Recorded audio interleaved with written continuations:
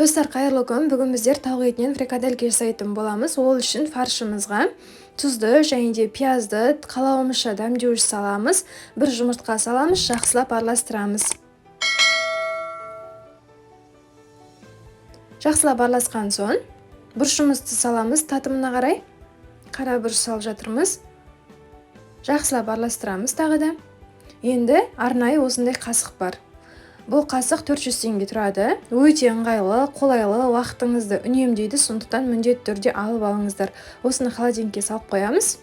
Болған соң және кез келген уақытта алып пісіре берсеңіздер болады. Міне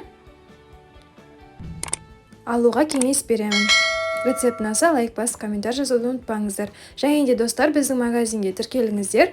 Қазіргі уақытта тегін конкурс өткізіліп жатыр. Біздің магазиннен мужской киімдер мен парный киімдерді таба аласыздар. Бағалары өте тиімді, сапасы өте жоғары. Міндетті түрде тапсырыс беріңіздер, біздің аккаунтқа тіркеліңіздер.